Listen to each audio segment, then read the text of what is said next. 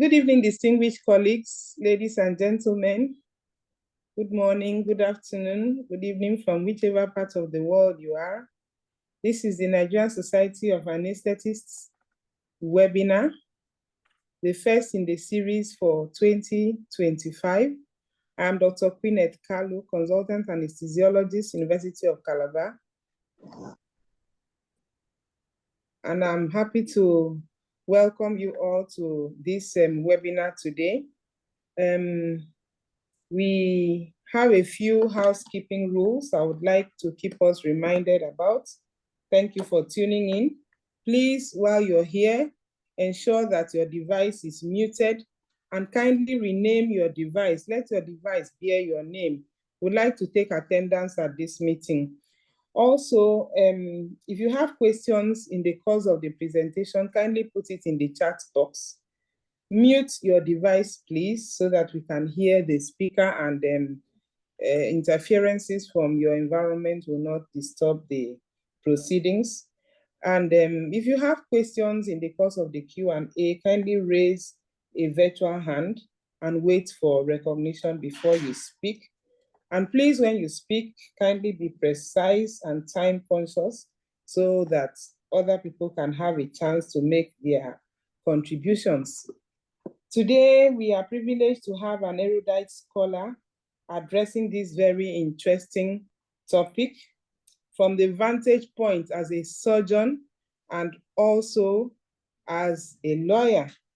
And I'd like to give us a very brief précis on the personage or the personality that is going to be speaking to us today. We have Professor of Surgery and Surgical Oncology, Barrister and Solicitor of the Supreme Court of Nigeria, Notary Public. He is Clement Odigye Osime, graduated from Auchi Polytechnic in 1985 with distinction as the best graduating student.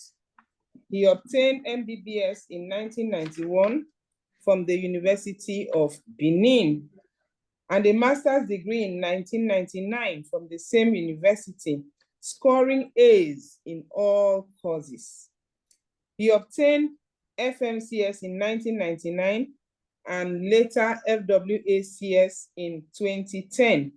He obtained LLB as the best graduating student in the part-time program from the University of Benin in 2006 and was called to the Nigerian bar in 2007. He was elevated to the position of a professor of surgery at the University of Benin in 2011. He has over 100 publications to his credit in highly reputable journals, and he's also a reviewer for several journals. Professor Osime is a professor of surgical oncology with special interest in breast and colorectal surgery. He's also interested in the legal and ethical aspects of surgical and medical practice. Professor Clement Osime has won numerous awards. So, distinguished colleagues, ladies and gentlemen, permit me to introduce to you a professor of surgery and surgical oncology, barrister and solicitor of the Supreme Court of Nigeria, Notary Public, MBBS, MD, MSc, FMCS, FWACS, FACS, LLB, BL, DMAS, FMAS. Professor Clement Osime. Prof, you have the floor, please. Thank you very much, Queeneth, for those comments. So, I want to share the slides. I need to be sure you are seeing my slides. Are we seeing it? Yes, we are seeing it now. All right, you're seeing it now. Okay, fine. So let me put on the great. All right, I want to start by appreciating the leadership of this great association, brothers and sisters, because without you, surgeons cannot do what we do. And necessities are very important to us. So when Queenette approached me to talk on this topic, I was most excited to talk about it. Worst nightmares in the operating room, what to do and what not to do thereafter. I hope I'm audible enough. I want to be sure. Very well. Right. This is the outline I shall be using for this discussion. And towards the end, we'll make it as interactive as possible, like Queenette rightly mentioned. By way of maybe definition, what is a nightmare? We have several ways of defining a nightmare. It may be something that has a monstrous character that produces a feeling of anxiety or terror. It may also mean a terrible experience capable of destabilizing someone for a long time, if not a lifetime, when not well managed. And this nightmare we're talking about with regard to practice is actually worse for anesthetists because the very nature of the job they do. And within the context of a dream, a nightmare may refer to a strong emotional response from the mind, typically that of fear, but also may be that of despair, hopelessness. Now, the intraoperative death of a patient is mercifully rare occurrence, thanks to goodness, but one that can have considerable psychological and professional consequences for all members of the theater team, more so for the anesthetic team. Now, when the death occurs on the operating table, the anesthetist may become inclined to hypercritical self-examination and subjected to prolonged, often judgmental investigations by their peers, even management occasionally might judge you even erroneously. Oftentimes, the focus of training in anesthesia is concerned with the avoidance of disasters, rather than paying attention to the management thereafter, the aftermath. What happens when there are disasters? We are taught how to prevent disasters, but what happens? We are human beings. No matter what effort you try to put in, some disasters may just happen. Death on the table is one of them. And we don't really have such teachings as to what to do, how to manage the after effect of that disaster. Hence, this topic is quite germane for us as anesthetists. Anesthetists, therefore, are particularly predisposed to psychological distress should a death occur in theater, and are unlikely to receive much in the way of emotional or professional support after the event. Instead, what you hear is a panel, set up a panel to evaluate what has happened in theater. Nobody looks at this bit of emotional distress the anesthetist is passing through. Now, perioperative death solely due to anesthesia or anesthetic error are extremely uncommon, probably about 0.5 to 0.8 in 100,000. The one that is more common is death on the table, which is actually what is worrisome regarding what we are talking about, this distress anesthetists may face, which is as high as 30 per 100,000. Now, what is the meeting point of law and anesthesia? Because apart from death on the table, there are other complications that can follow anesthesia, which could become subject of litigation in the times we live in. So what are the meeting points? Number one, the legal system establishes the framework of permissible conduct through regulation. So you cannot just practice anesthesia the way you want to practice it. There must be a system that puts you in check, that tells you what to do and what you shouldn't do while practicing your profession.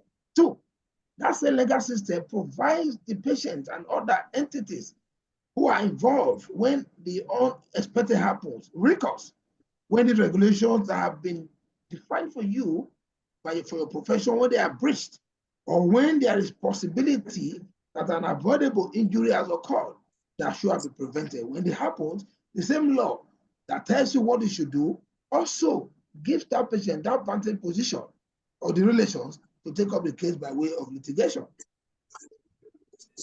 To that extent, therefore, practicing medicine now is hazardous and a bit risky.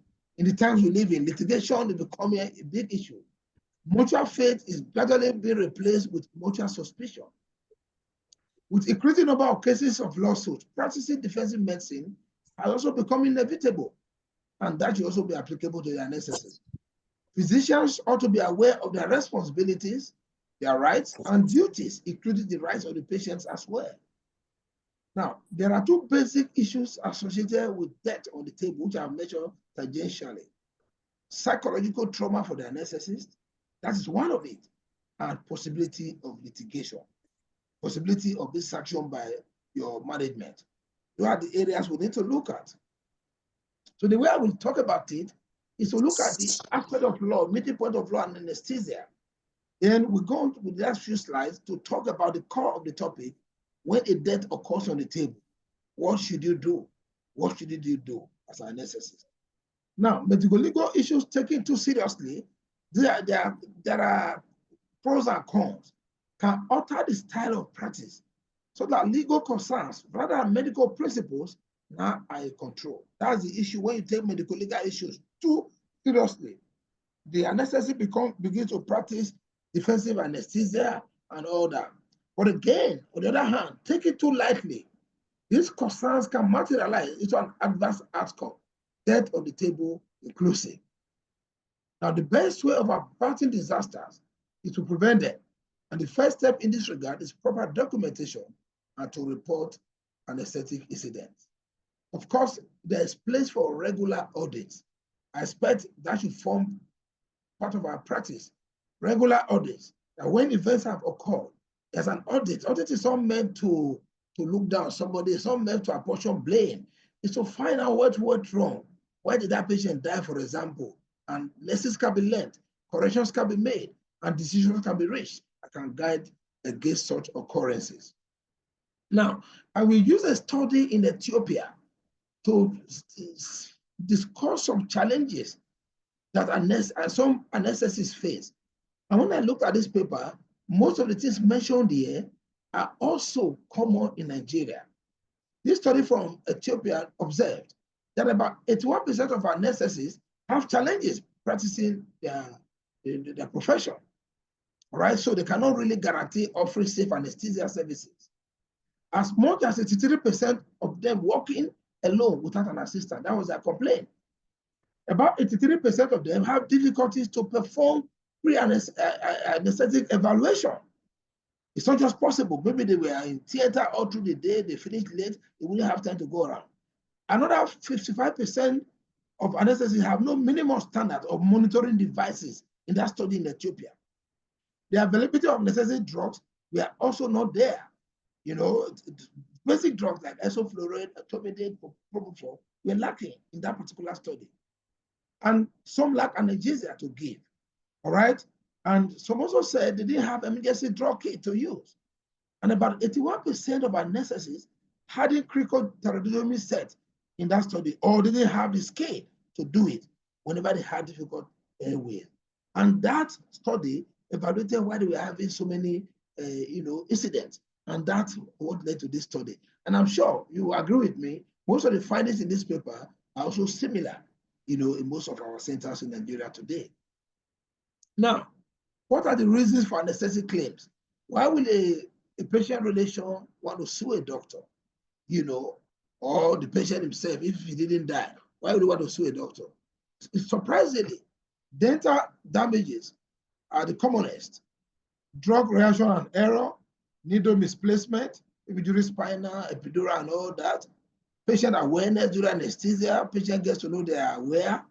Brain damage or death, airway damage, positioning issues when the patient now has issue with praxia and all that. Issue of consent. This is actually a problem in most centers. Most centers, including multi-teaching hospitals, anesthetists do not take consent. They don't take consent. And most senior persons in the team actually get to meet the patient first on the operating table. That ought not to be so. But there are other reasons why the patient may want to sue the anesthetist. All right. So for issue of consent, maybe after this meeting, we can reach a position that hospitals should be made to redesign their consent forms. That there should be a portion for anesthetists. I'm aware some hospitals, very few hospitals, some companies, they have forms where the anesthetist has a portion to sign and record the interactions is how with the patient, where you explain what anesthesia is, the type you're going to use, and all that. We're going to see that when we talk about some ethics of this profession. Now, when a patient has brought a malpractice claim against the anesthetist, there are certain things the patient must prove. Number one, the patient will prove that the anesthetist owed him or her a duty of care. Number two, that patient will also prove that the anesthetist has breached that duty of care. Number three, the patient will prove that there was actual damage because of that breach of duty. And number four, the injury that resulted must be linked to that breach, that there's a causal relationship between the damage and the anesthetist error. So that are the four things that will be proven by a patient that brings a malpractice claim against the anesthetist. So when the patient wants to go to court, even though we will not advocate that you say, okay, go to court, but we shouldn't just be afraid. The patient needs to prove these four things as much as possible. Now let's look at a few things why a patient may bring a malpractice claim. Number one, dosage error is one of them. Either insufficient anesthesia, excessive anesthesia, delayed administration, improper intubation, failure to recognize complications when they occur during operation, inadequate monitoring, oxygen supply issues may be deficient, the alarm not working well, or alarm is deactivated, we're not aware, failure to review medical history while you review a patient for surgery. For example, a patient may be on a blood thinner, and you didn't ask, the surgeon didn't ask, and we give anesthesia, and patient bleeds to death. That can be an issue because we didn't take drug history. And maybe some drugs you need to stop before surgery. And yet, because we didn't take a good history, that may be omitted. That can be an issue for determination in the court of law. Now, let's look at some principles of medical ethics. We talk of beneficence, that when you are giving anesthesia, your core aim must be to do what will benefit the patient without causing any harm. Benefit. Non-malfeasance talks about not causing harm, not doing harm. And if you must do harm at all, it must be the minimal harm. For example, if you're going to do a central line, the patient will feel pain. That's minimal harm, but it's essential for the patient. So beneficence, whatever I would do to benefit this patient. Non-malfeasance, I shouldn't cause this patient harm. If I must cause harm, it must be minimal. Autonomy, we must recognize this. Patient has autonomy. And when it comes to taking consent, we must look at the patient as a human being that has a will. You as the expert should let the patient know these are the options of anesthesia, for example. It could be GA, it could be regional, it could be local, or whatever you want to do. And the patient should be so educated as to be able to make an informed decision on what type of anesthesia to accept for the procedure to be carried out. That's autonomy. Patient having the right. And if, for example, it's only GA that can be used for that particular procedure, you are not aware of any other method, the patient has the right to say, okay, in that case, I do not want to do the surgery. Justice is also very important as part of the ethical principles. Anesthetists should be fair when providing their services to surgical patients. That's very important. Justice. If you are going to cancel a case, for example, this is relevant. If you are overworked, you need to prioritize. It's also important. It doesn't mean because 5 patients on the list, you must go in that order. From experience and training, you can tell, oh, this number 5 is a more life-threatening situation. Let's do this case. Even though it was number 4 on the list, let this case be the first or second on the list, as the case may be. Of course, remember there's a relationship between ethics and law. Ethics tells you what the society expects of you, tells you the expectation of the profession. And law keeps you in check if you do not keep that expectation, if you don't maintain it. Ethics doesn't have the force of law. It only tells you what the society, what the profession expects of you. And if you stick to those ethical principles, you're not likely to have any issue with litigation. Whereby we are at fault. We're not obeying the ethical principles. The law will be there to put you in check. That's the relationship between law and ethics. Ethics tells you what is expected of you, and that expectation is upheld by law. Why do you think there's litigation at all? Litigation, I put here, the main reason for litigation, the patient wants to be compensated. Compensation, compensation, compensation. I mean, a patient had just lost, somebody had just lost the breadwinner, the man who was providing money for their school fees, and they discovered there was an error, a debt on the table. And of course, they'll go to court to seek for compensation. We're going to see the things the court will consider why awarding damages against a doctor who was in error. Now, we look at when a doctor is sued, an anesthetist in this instance, is it going to be criminal litigation of civil litigation. I can tell you, in about 95% of litigations involving doctors or anesthetists, as case may be, is under civil litigation, which is between you and the patient or the patient relations. In criminal litigation, it is between you and the state. You know, when a doctor has become reckless in his activities, that can no longer be taken under civil litigation. The doctor has become reckless in what he did. There is no sense, there is no wisdom in what the doctor did. It will be seen as, oh, this is equivalent to manslaughter. This is not just a complication. When that has happened, that doctor can really be, can be taken under, the litigation can come under criminal litigation. So there was an anesthetist who was said to have killed a 14-year-old child, just to portray this point I made. He was jailed for 6 months. He was, for manslaughter, because the child suffered suffocation because nitrous oxide was given instead of oxygen. It was a gross error, and it couldn't be tolerated. It couldn't be taken under civil litigation. It was considered too gross, a mistake, and was considered under civil litigation. He was sent to jail 6 months. That will not be our lot in our profession in Nigeria. Now, the law of negligence in general. Negligence is an act or omission. So we're coming to the main point.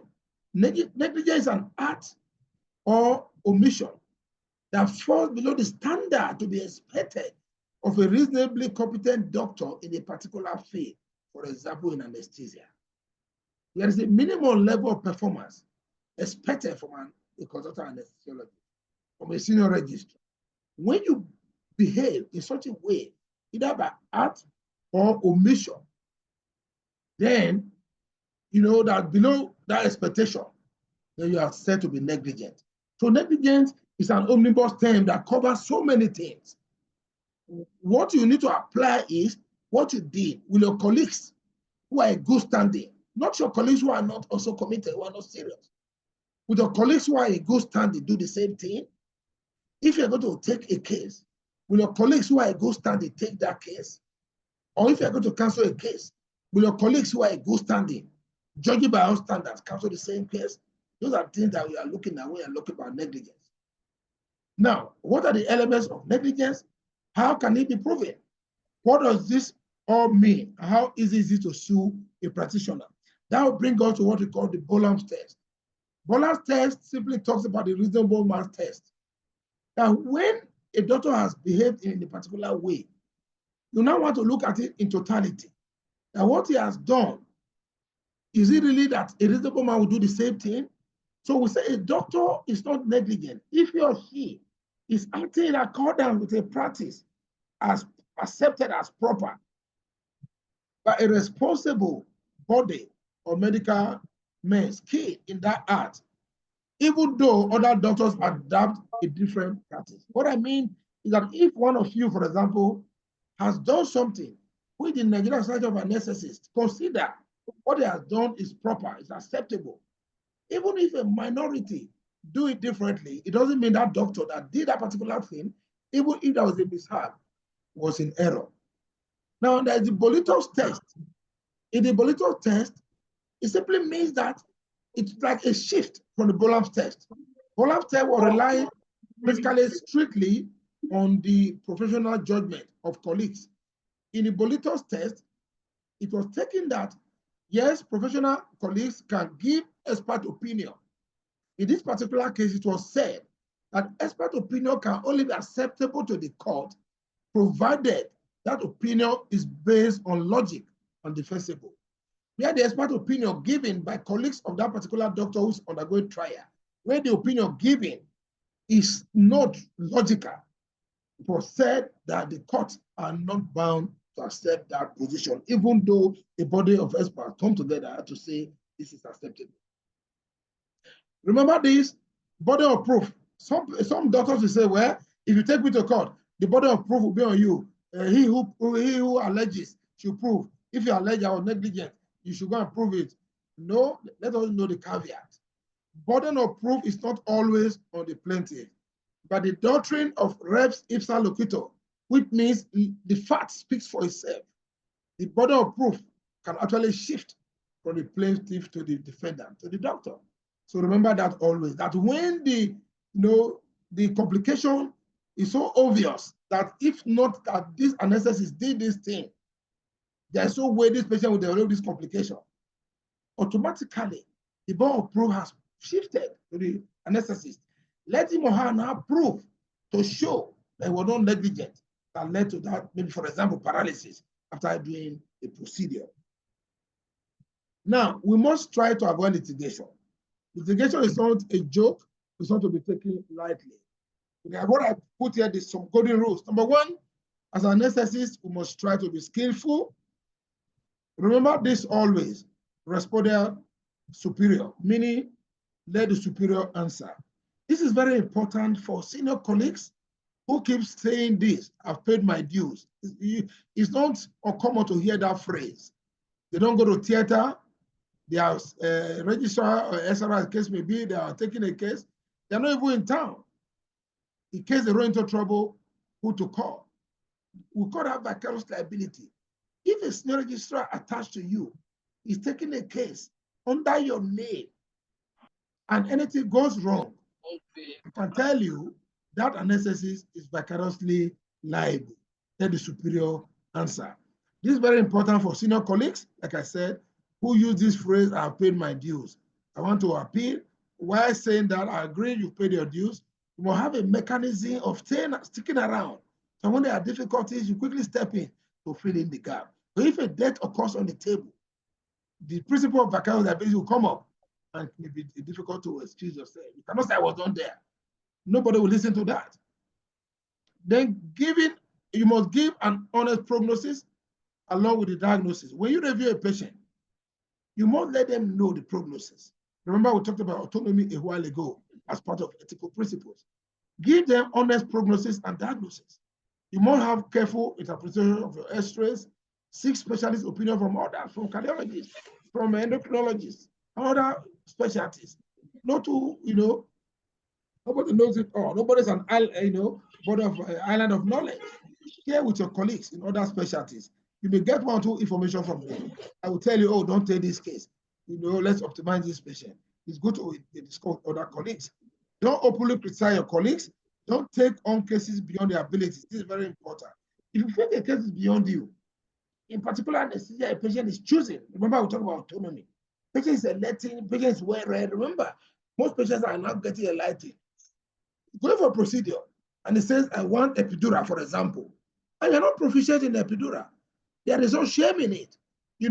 Dr. A or Dr. B, who is very good in epidural anesthesia. For God's sake, call him, Mr. A. My patient is opting for epidural. She doesn't want GA. There's no shame in it. Because if you convince the patient, and the relations were there, you did all you could to override the patient's position, and you eventually succeeded. And the patient said, okay, go ahead, now you're the doctor. And there's a debt on the table. And there's evidence to show. Maybe they even recorded your interaction. This person said he didn't want GA. You're the one that literally forced the patient to accept GA. There can be issues to answer there. Take on what you are able to take and leave the rest and call your colleagues to help. There will be written consent. I've talked about it. Most documents in teaching hospitals do not have provision for anesthetists to enter their notes while they are taking consent. I think that after this meeting, that can be looked into. Anesthesia should not be given to women without female being present. Many doctors have entered into trouble. I'm sure most are ahead of it because it can be very tempting. When you give anesthesia, you're all alone there and all that in the prep room. You're alone with the patient. So make sure there are other people with you there. Very important. Now, having said all this, now with all this you are put in place, a mishap may still happen. What next? You have some defenses. Number one, there may be error of judgment. But again, don't say because we say there's error of judgment, which can be in your favor. Doesn't mean anything you say, you plead error of judgment. When they accuse you, oh, there's a mishap, error of judgment, the patient dies under your care, nothing like that. Remember that whether an error of judgment amounts to negligence or not will depend on the facts of each case. No two cases are the same. It's important we know that. Number two, defense of foreseeable harm. Lord Dennis said, it is so easy to be wise after the event and to condemn as negligence that which was only misadventure. He says we ought to always be on our guard against it, especially in cases against hospitals and doctors. So he was not talking about, unforeseeable harm can occur. He now went further to say he was always pro-doctors, try to protect doctors, try to encourage the medical field to grow. He went on to say, a reasonable man may foresee the possibility of many risk factors. He now went on to say, but life would be almost impossible if we were to attempt to take precautions against every risk, which he can foresee. Now, if you can foresee any risk in anesthesia, and you say you want to take care of everything, that's practically impossible. He takes precautions against risk, which are reasonably likely to happen. Then the other point that can be of defense is contributory negligence. What does that mean? You warn a patient, don't eat any food after 7 p.m. the previous day. The patient went, they brought food for the patient, hidden in the bag. The patient took the bag, said, I want to go and have my bed. Enter the toilet, the restroom, and finish a bowl of eba with a goosey soup and all that, And the patient may be during operation, during anesthesia, trying to induce anesthesia, vomited, aspirated, and maybe died. I was vomiting, you are still bowls of eba, vegetable. And I can tell you, evidence will eventually show that this patient ate around 6 a.m. or 5 a.m. The relation who gave it may even open up. This yes, we'll give her a batch up or give her a batch up, make it get strength until we start the major operation. That would call contributory negligence. He told this patient, do not eat. And he documented it in the folder. And the patient went ahead to eat, vomited, and died as a result of aspiration. That patient has contributed, and that can be a defense for the doctor. Now, what they call volunteer non-fit injuria. Now, I said again, that is, he that has given volunteer to be treated cannot begin to complain when he's injured. Volunteer non-fit injuria. That means when you are giving consent. Now, Lord Denny will tell us again, there's a measure of risk associated with virtually any medical procedure. Once the patient has given consent, the patient should better know there may be risk. There can be risk of wrong intubation. There can be risk of, missing the airway and many other things. Once the patient has signed that consent, it will mean that that patient has accepted to accept that kind of risk associated with the procedure. But it doesn't mean that the anesthetist will be reckless in that process. Now, when the patient has gone to court in all of this, what are the factors the court will consider when they want to award damages? Number one, they want to look at payment for the cost of past medical care. Number two, they will look at the cost of future medical expenses. Maybe the patient will need to go and do further treatment to mitigate the effect of the complication that took place, okay, because there may be a long-term treatment. The court will look at that. Then the court will also look at compensation for lost wages. If there is a mishap, if there is complication, patient is now paralyzed, he can no longer walk again, he can no longer go to the office, the court will also look at that. The court will also look at lost earning capacity. Maybe a man used to be, he's a carpenter that roofs. He's a roofer. Now he can no longer roof. They will look at that earning capacity that is compromised. Then, of course, there's mental distress and suffering. If because of your anesthesia, a man is now brain dead or is now bound to wheelchair, there is mental distress accompanying that paralysis. And so the court will also take that into consideration when they are awarding damages against you. Then a word of caution. Now, there are certain situations where, as an anesthetist, you take some decision, maybe to take a case, when ordinarily you won't take it. The surgeon may push you. I'm the leader of this team. I'm the owner of the patient. This is my patient. I've told you this patient is euthyroid, it's not toxic. And you are saying that clinically, yes, this patient is toxic. Even though the biochemistry says it's a euthyroid, I would suggest they go and repeat the thyroid function test. That may be lab error. Some surgeons want to insist that they are the leader of the team. We should be careful with such conflicts so that you don't listen to that. I'm the leader of the team, it's my patient, and you're not convinced. Once you're not convinced with evidence-based, this evidence-based medicine error, you show your points why that case cannot be taken. Pulse is 120, for example. Patient is still sweating, palpitation and all that. Even though the thyroid function test is normal. This is an example. You can say, no, you are the patient, you think you're looking at the TFT, the paperwork, I'm looking at the patient in totality. You stand your ground. But if you obey the surgeon or listen to and you go and induce that patient, they have a thyroid storm, and that can end in fatality. That can be an issue for consideration. Now, the main topic we're giving, that way I'll round up soon, don't worry, Gwyneth, I'll meet up with the time.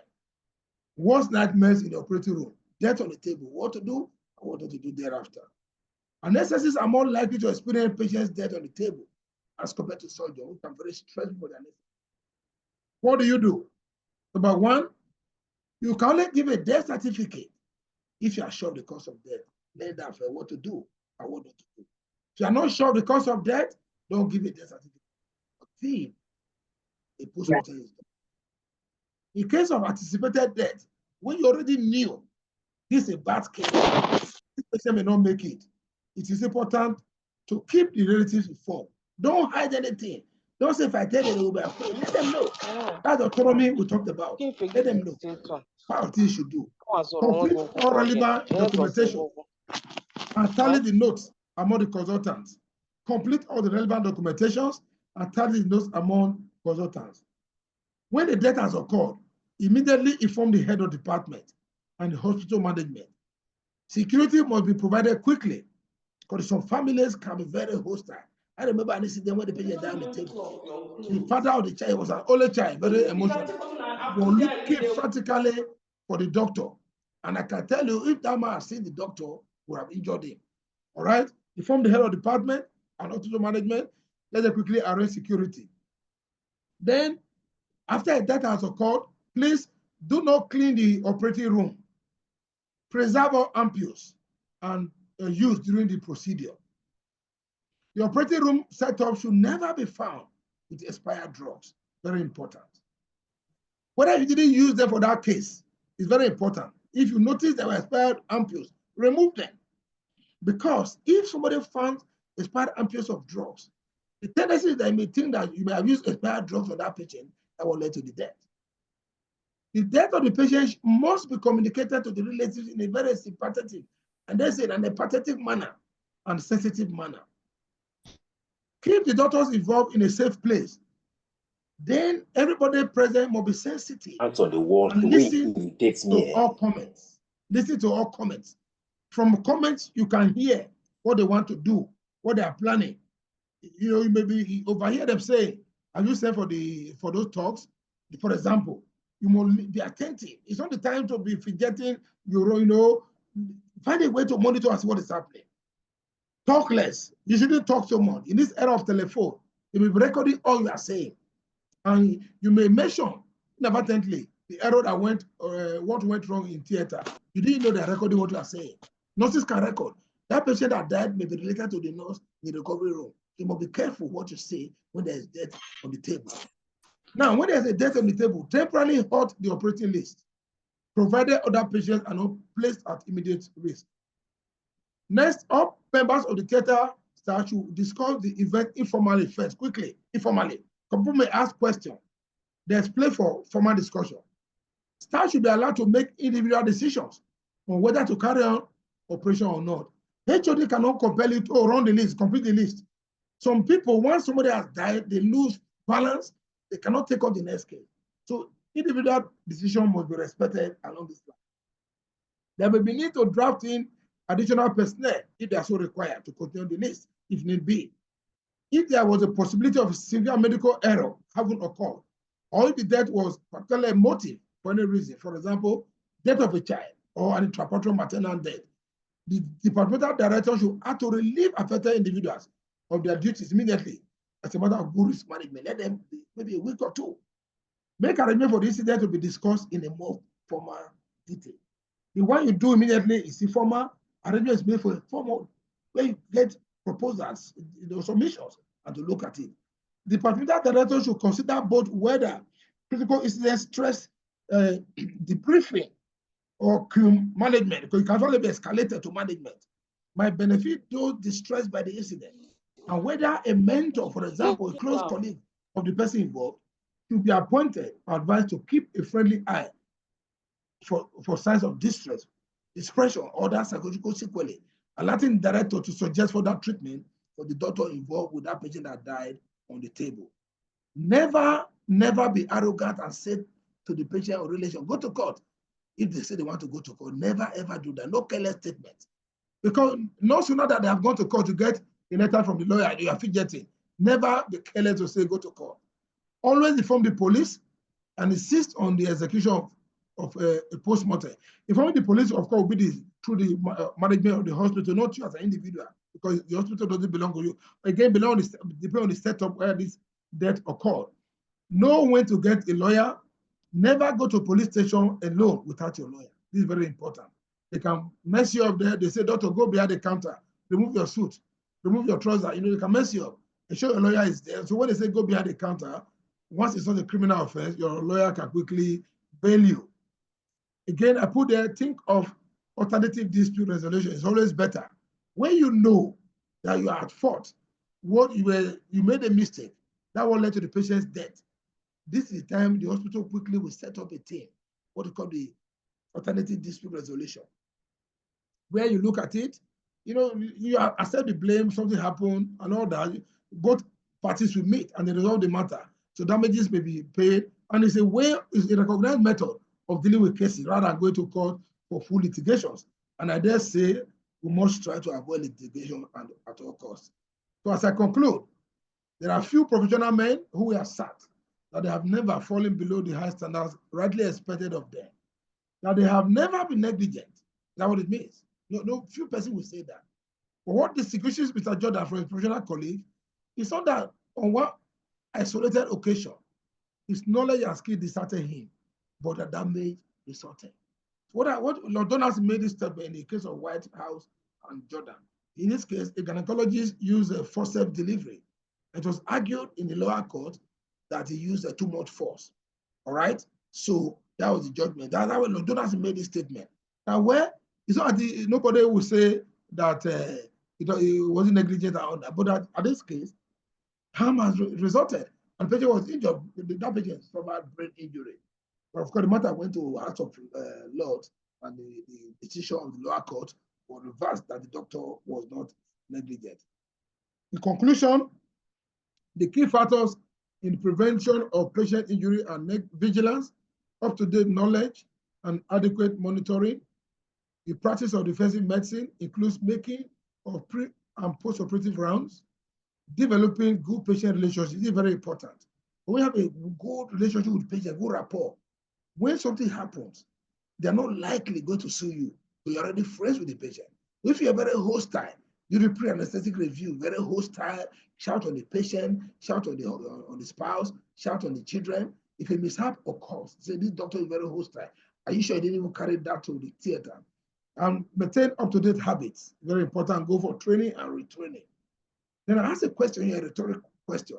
Can anesthesia really be sued? It's an emphatic yes. Remember this quotation?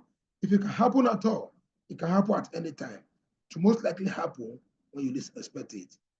Know what to do and what not to do when the worst nightmare, which is death on the table, occurs. Thank you for listening, and God bless us all.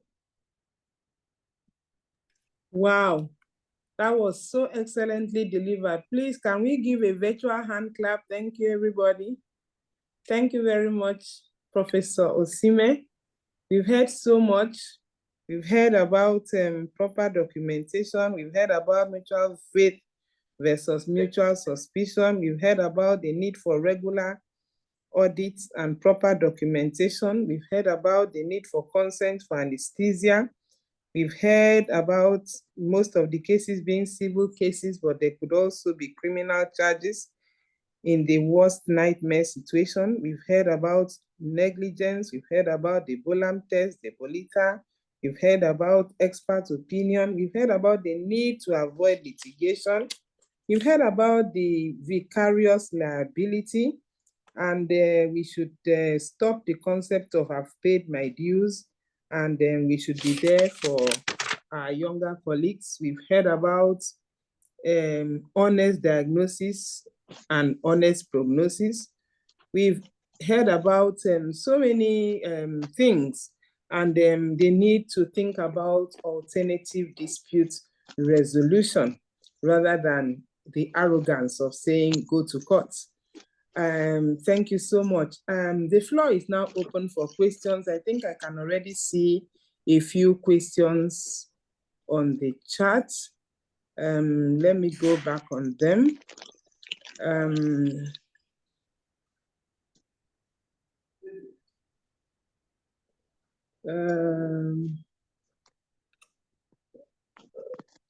Thank you, sir, for the comprehensive and beautifully presented lecture. In a case of death on the table, who breaks the news to the relatives, surgeons or anesthetists? Prof, please, can you take that while we look out for Thank you very much. You see, the surgeon is the person that should break down news. I will tell you why. They are more used to that patient. That patient may be coming to clinic for weeks, if not months. And if the surgeon is really having those attributes of a good doctor, by this time, there should already be a relationship between the patient and the surgeon. All right? He will have known the family members, what the friendship was amongst them, people they can relate with, and break the news. And if an anesthetist is coming, even when you can't even review the patient the previous day, the relation was not even there. So it will be difficult for to see a total stranger. So they are more likely to be relaxed when they are informed by the person who will be managing that patient. Thank you. Thank you very much. Thank you, sir. If not sure of the cause of death, what should be done, especially if the patient's relatives refuse an autopsy?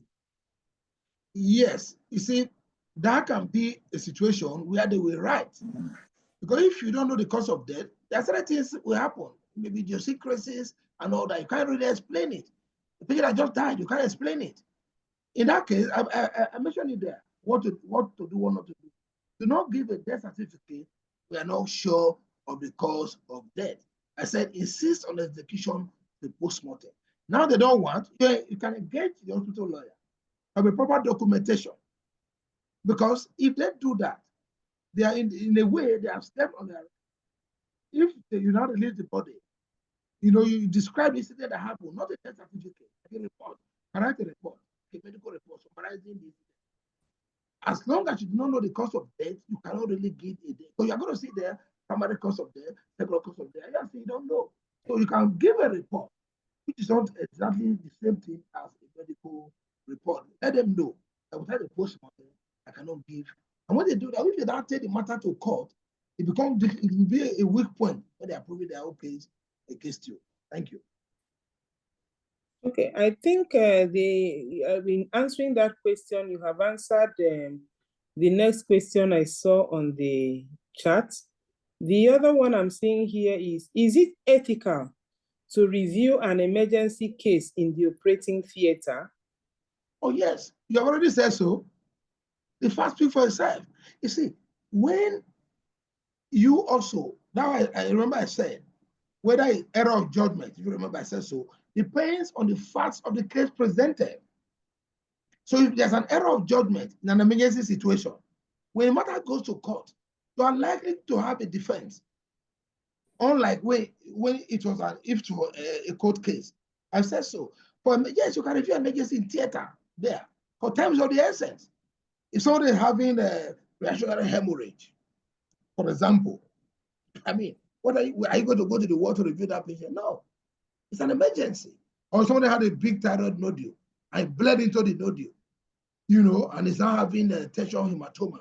Not even the one that has surgery. One can explain the one that has surgery already had a review before the surgery. Let's imagine a patient that had a big thyroid nodule that had hemorrhage, bled into it, and have a tertiary hematoma. What do? You can review in the OR there. Maybe you're in the next room and they called you. Bring the patient over. And you go ahead and review and give you anesthesia. Thank you. Okay. Following a death on the table in intubated patients, should the endotracheal tube be removed or left in place?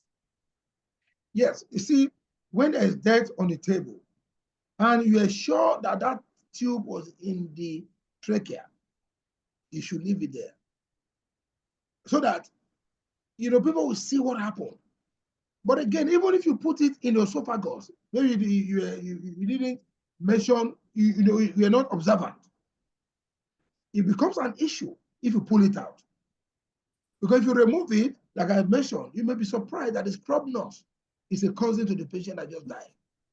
It's observing every bit of what you are doing. Patient has died from hypoxia and all that, brain dead, patient died, cardiac arrest. And you quickly put out, oh boy, this thing was not in the trachea, just for argument purposes. And you're pulling it out. Somebody is taking notes. That you already know that you mismanage the patient, that way you're pulling it out. But if you leave it there and it is seen, mistake can happen. Genuine mistake can happen. All right. So I would advocate you leave it there until everything has been sorted out and you cannot be removed. Last office is done. During last office, that can be done. That cannot be the first thing you are doing. You give the pressure and you knew, oh, wrong intubation. How I quickly pull it out. Like I said, I hope there are no nurse and SSs here. They take a lot of information. You'll be amazed at what things happen in the ORO. How the people on the world ought to know. So you must be careful. Don't think that in this era of telephone, I say it again, people record all kinds of things. Thank you. Okay. I witnessed death on table during a neurosurgery case. The surgeon wrote on the post-operative note that patient died because endotracheal tube was kinked. In this situation, how do we handle surgeons of this kind? All right. You see, patient management, that was very wrong with that surgeon. What we're doing was being over defensive. We're being over defensive. We shouldn't be. We shouldn't be. We are colleagues working together. You see what I was saying? And when that occurs on the table, the anesthetist is very unlikely to get his support from anybody. So that's the example of what I said in that slide. Very unlikely to get the support. Instead, is the management setting up a panel to look at what you did, what caused the death. Not looking at the person, what was the effect of the emotional state of that person? How traumatized, how distressed was the person? So that surgeon was wrong. You cannot take it up personally with the surgeon because at your level you can't be fighting. The management of that hospital is to take it up with that surgeon. That is wrong, and it should be, it should be condemned in its entirety. Thank you. Okay. Thank you, Prof, for this highly informative presentation. What of in a case where the relatives had signed a high-risk consent? Does the anesthetist have a chance of being litigated still when death occurs? Oh, yes. I mentioned it. That before, because you explained, I said so, because you explained to them that this is a high-risk case, doesn't mean you'll be reckless. Whether litigation will take place or not, for example, let me give you an example. It's a high-risk patient. That doesn't mean I should put the tube in the esophagus. That doesn't mean I'll put the tube without checking whether it's in the right position. You know what I'm saying? Because if you had that attitude, that because it's a high-risk patient and you're negligent, you get an SHO who just joined the unit 2 weeks ago to come and intubate because it's a high-risk patient. He put the tube in the esophagus, and the same person is listening to the chest.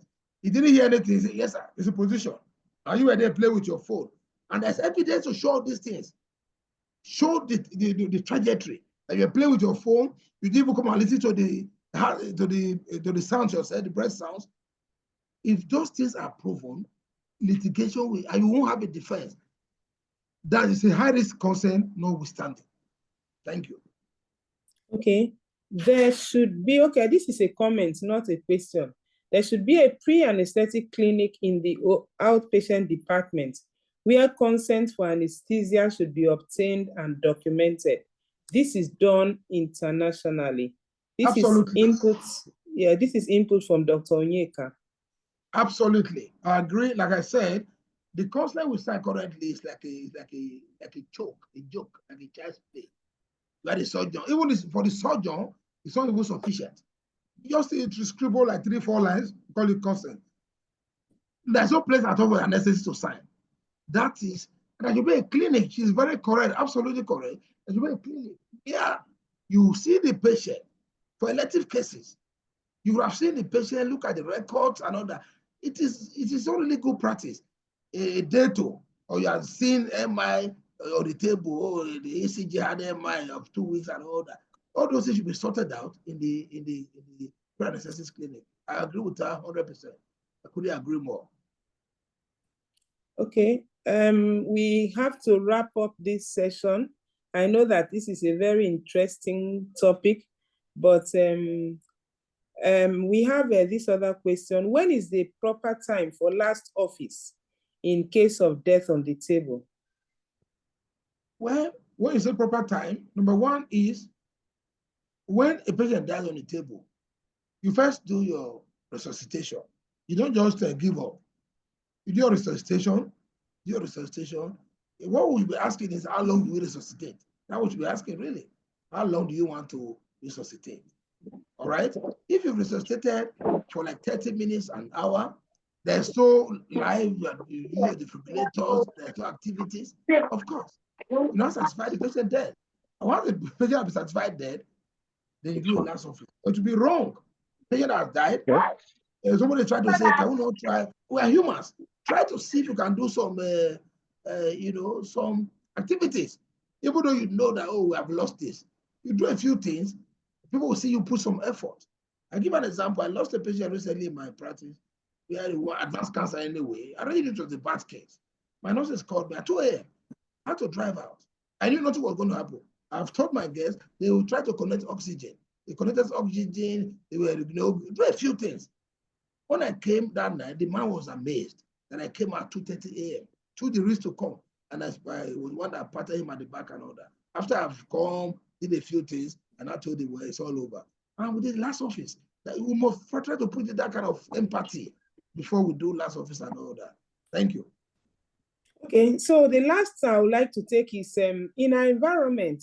This has been taken before, but I think this endotracheal tube left or not left in situ is a big issue that a number of anesthetists have had issues with. So it's coming up in another way. In our environment, death on the table cases are not reviewed in theater before the body is taken to the morgue. Should the endotracheal tube still be left in place and the patient transported to the morgue with the tube until whenever autopsy is done, considering the fact that the anesthetist is no longer with the patient to protect the tube? Yes. Again, I also answered that in passing. If you ask me, nothing's wrong with leaving the tube there. Because if you hurriedly pull out the tube, somebody can argue very clearly, oh, he did wrong intubation. That's why the first thing he did was pull out the tube. Nothing's wrong with the tube being there. Because you know, one of the causes of death on the table is wrong intubation. Intubating the esophagus, missing the airway. So if you know that is the cause, it can be a subject of litigation. There's no point to destroy your evidence. Because if you remove that tube, it may be difficult to prove. If you can keep saying, no, it was there, And like I also said, somebody might argue with you that when you were putting the tube there, one was saying, I didn't hear the breath sound very well, one was saying, I heard it. So to convince us, if you're sure you were there, I would think it's safer to leave it there. Like what I was saying, you're not there when you say to protect the tube. Again, this era of pictures too, I know what you are saying. You can take pictures. If they took the patient to the mortuary to the morgue with the tube in place, I know what you are saying. Mortuary attendant can be given money to pull it out. And the argument can be put, but again, when you also do a post-mortem, there will be evidence to show.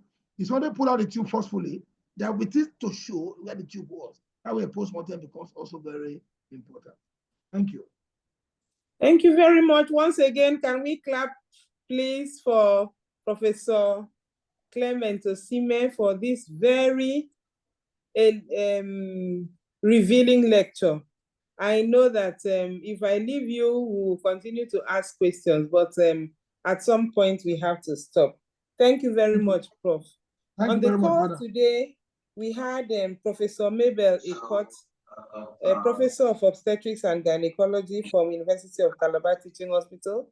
We have the Chairman, National College, Faculty of Anesthesia, Professor Sadiq.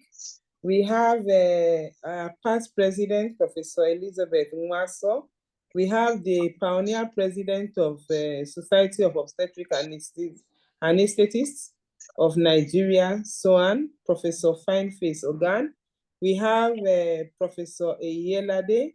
We have Dr. Sipu Kandaba, anesthetist from Zambia. We have our own very senior colleague, Professor Soyanwo. We had Professor Kushimo, our very senior colleague. We also had Professor Eyelade. We have, I hope I have not missed out some, but those are some of the names we were able to pick. Thank you very much for joining us for this very interesting outing. At this point, I would like to hand over to the president, Professor Al-Hassan Mohammed Dati, for a few comments. Thank you very much, dear President-elect, Dr. Queen Kalu, for an excellent moderation of this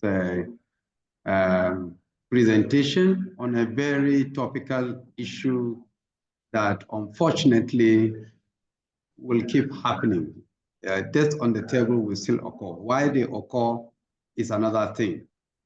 Thank you very much, Professor Osime.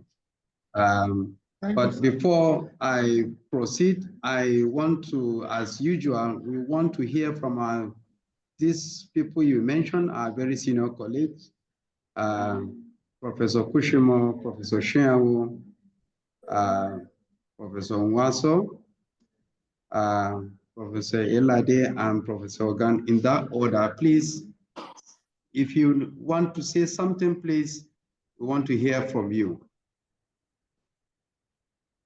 Kindly unmute Professor Shiawu, please, if you are still on the call. Thank you, ma'am. Thank you very much, Professor Dati. And I just want to say hello to everybody to start with this new year. And also thank Professor Simi for this highly educative lecture. But at the same time, I don't want us to go away thinking that death on the table is only due to anesthetic causes. I know that he gave us the data at the beginning of his lecture, but he's giving us all the tips to make sure that we stay safe, and also we know the legal implications of what we're doing. And one of the good things I heard him say is that don't allow yourself to be pressurized to go and take on the wrong patient and also make wrong judgments. Thank you very much. Thank you. Thank you, Prof. Man. Professor Kushimo, please. If you have comments, please unmute.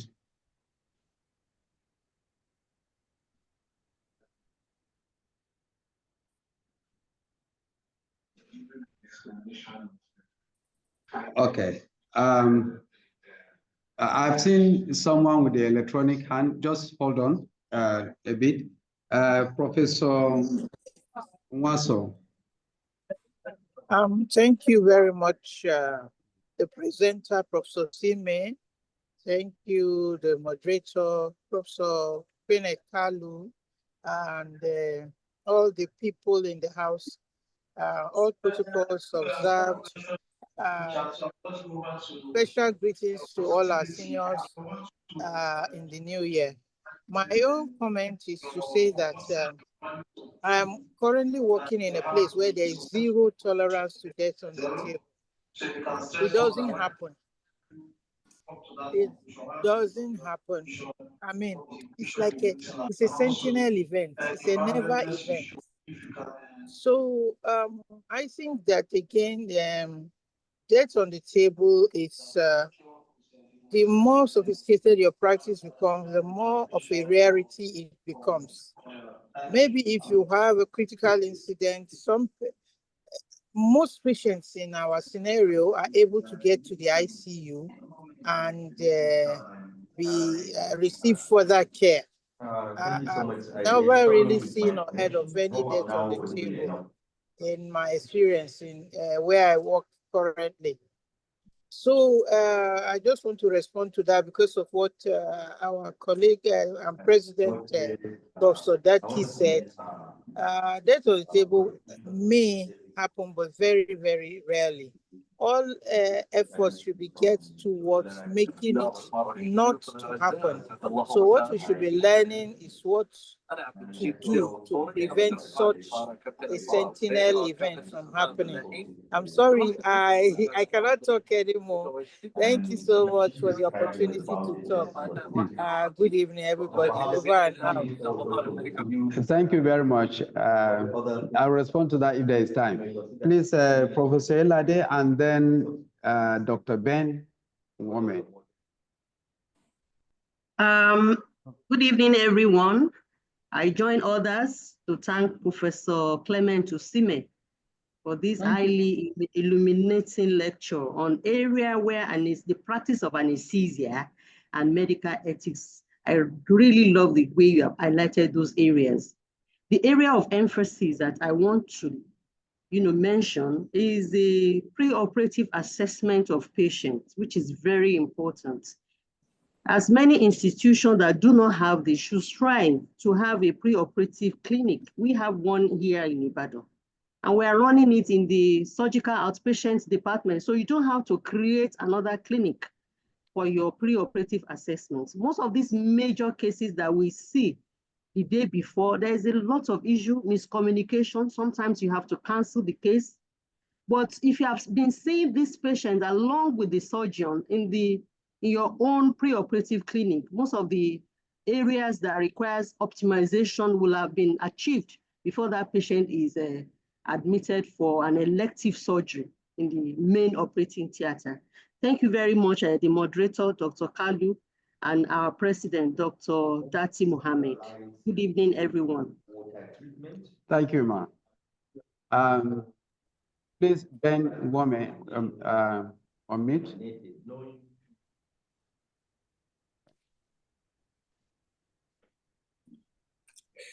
Hello, everyone. Can you hear me?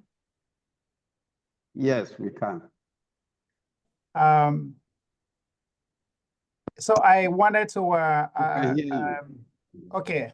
So I want to express my appreciation for this wonderful lecture by my friend and colleague, Dr. Osimhen. I just wanted to add to, what he said about obtaining consent. I practice in the United States, and I think I recall maybe about 20 to 15 years ago, we would have only one consent. That was a surgical consent. And there will be a paragraph that the surgeon will obtain consent saying, you give consent also for anesthesia. But that was not the anesthesiologist getting the consent. It was the surgeon getting the consent on behalf of the entire team. That practice has been abandoned for at least, for my recollection, at least 10, 15 years. And now there will be a separate anesthesia consent and a separate surgical consent. I believe that the reason for that was probably, I'm not sure exactly the reason, but I am sure that there was probably a medical legal case that tested, the previous situation, and it was found inadequate. So I think that, that is something that the US society should consider. I'm sure that there are, more factors that will need to be considered. But I think that medical legally, as time goes on, it might be an unsustainable situation for the anesthesiologist to not get a separate consent. The other issue that I wanted to talk on, and I welcome Dr. Osimhen to comment on this, when a death occurs, I think he's absolutely right that the physician who has the closest relationship, perhaps the longest relationship with the family, should be the one that goes to talk to the family. I think that is, as he said, that is often the surgeon. But I will also say that, perhaps that is most well established for elective cases. There are a lot of emergency cases. Let's say there's a gunshot wound that just comes in and just goes straight to the operating room. Well, nobody really knows the patient and nobody knows the family. Everybody is just as, in the same situation, in the same boat. And when a death occurs, I wouldn't, as a surgeon, I wouldn't relegate that responsibility to anybody else. I think it will be helpful if, as a team, you go together to talk to the family. And because I'm a pediatric surgeon, there are actually times when we have deaths in neonates in whom the longest relationship has been established, not by me, the surgeon, but by the neonatologist. And in those cases, our neonatologist will take the lead in talking with the family, although I will be present. So anyway, I just wanted to add that, and this is an incredible lecture. I was looking forward to it, and I'm glad I had a chance to attend. Thank you very much. Thank you, Ben, for attending the lecture. Thank you very much. Thank you. After a long time. How are you doing?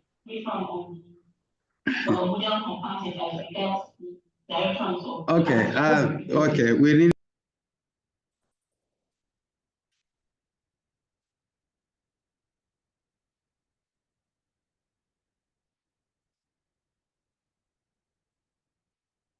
It appears somebody was at the airport or something, and a lot of sound that seems to be coming from somewhere else apart from the meeting. President, please, you still have the floor. Okay. Professor Dati, please, you still have the floor. Okay, Professor. Sorry, Sime, I was muted. Sorry. Oh, okay. I was calling on Professor Ogan if he's still around before we wrap up. Okay, maybe he has left. The PRO, please, do you have something to say? Dr. Nana. Yes. Good evening. Please. Good evening. Good evening, my teachers, seniors, and colleagues. I just want to thank the presenter for the wonderful presentation and the moderator for the wonderful moderation so far. I just want to remind our members to kindly visit our social media handles. On Instagram is NSA Nigeria. On Facebook is Nigerian Society of Anesthetists, and on X, formerly Twitter, is the Nigerian Society of Anesthetists. You get the most current updates on our activities and information, and also encourage our members to pay up their annual dues, as has been posted on the chat box. Our account number is GCB. Thank you very much. On a final note, I want to once again thank Professor Clement Osime. I'm sure we will disturb you again, and this time probably panel discussion, because there are many areas when we go to put our house in order, we will come back to fine tune this thing, because we want to center everything around the patient. Thank you very much. I want to say that we should always document, communicate the documentation, and so on. Documentation with timeline. This will help when you are reviewing cases or doing morbidity and mortality meetings. Surgical safety checklist will always, help you. Final bus stop, final checkpoint, both for surgeons and anesthetists and every stakeholder in the operating room will say, oh, I've forgotten this. And then for this reason, the procedure has to be deferred, or we have to get this before we start. That will always help. There are cases that are really bad. When we score them, ASA 4, ASA 5. ASA 4 and ASA 5, to me, they look virtually the same. So when you have a patient ASA 4 or 5, you take, you can take high-risk consent. One of my teachers, Elade, is here. I still remember when I was on call with you, I came and reported by the patient, is a 5. He said, we'll do it. I couldn't understand. It's a 5, but we document. So please, let us go back and encourage meetings between surgeons and anesthetists, arrive at simple protocols, and then put them in place and keep reviewing them, and then you'll be able to have 0 death on the table. Thank you very much. And I don't know, Chair Education Committee, when are we meeting next month? Okay, so please, we have 2 series of educational programs. We have the Residence Academic Series, which holds every 1st and 3rd Tuesday of the month. And then we have the webinar series, topics like this that are all encompassing, that hold once in 2 months. So this is the last Tuesday in January. By the last Tuesday in March, we should be having another webinar like this, while the residents webinars academic series will take place every 1st and 3rd Tuesdays monthly. So once again, I want to thank everybody for joining this academic program. It's been nice having you all here. I think at some point I was trying to take note of the numbers, but I'm sure the admin will help us with the figures. We are trying to look at the zones that are attending our meetings the most. So please, when you join the webinars, kindly register your device so that we can know exactly where you're signing in from. Please take note of our contact details, the email and the phone number. I think at some point I saw a question about how to join the society. Please send a mail to us and we would respond. Thank you, everybody. Thank you, President. Thank you, senior colleagues. Thank you, colleagues in anesthesia, colleagues in surgery. And Professor Sime, I owe you a lot. I really don't know how I'm going to pay, but let me start by saying another very big thank you. Thank you so much. Thank you, everyone. I appreciate you. Thank you for the opportunity.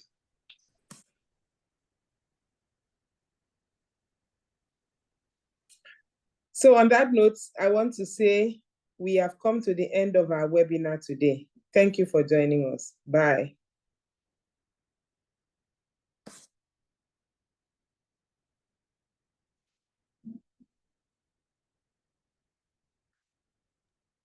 Thank you, ma'am. Thank you, sir. Thank you, ma'am.